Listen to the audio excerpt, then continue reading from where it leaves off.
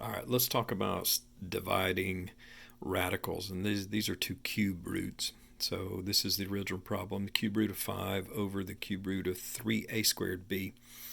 What you want to do is think about when you're dividing radicals, you've got to do one primary thing, excuse me, and that is you can't, something is considered to be in simplest form if it doesn't have a radical on the bottom. So this does right now. It has a radical on the bottom. And notice you really couldn't simplify 5 or 3 by writing it under one radical and canceling anything out. That wouldn't work.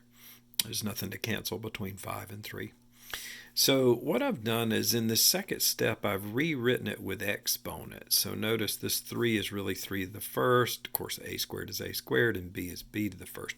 I did that because when I'm deciding what I'm going to multiply by, and this is what I ultimately chose, what you do here is you multiply the top fraction and the bottom fraction by some term, and the way you pick this term that you're going to put on top and bottom and multiply by is what would it take times this to get rid of the radical on the bottom. And so I chose this because this is 3 to the first and I need 3 squared, because when you have a cube root you need 3 of a kind.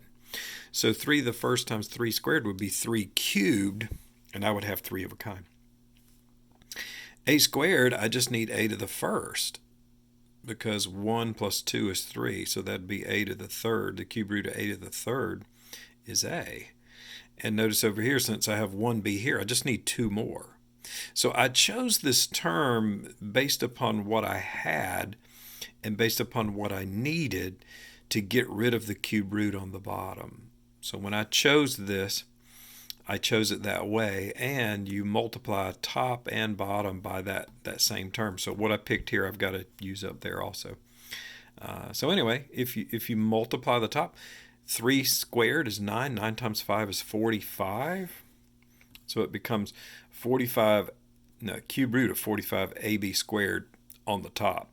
But notice on the bottom what I was talking about earlier. This times this yields that, which is the perfect thing, because when these match up, it gets rid of the radical, so that becomes 3. And when these match up, that just becomes a, and of course b, which is exactly what I wanted.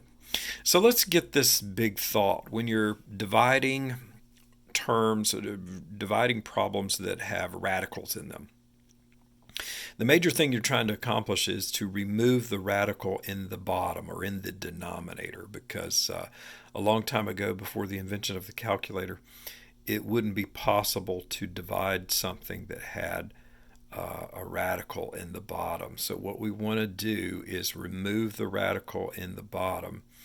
And so I've done that. So when you look at this, you may think, well, that doesn't look a whole lot simpler than that. But this is considered simplest radical form because I don't have a radical in the bottom. I don't have a radical in the denominator.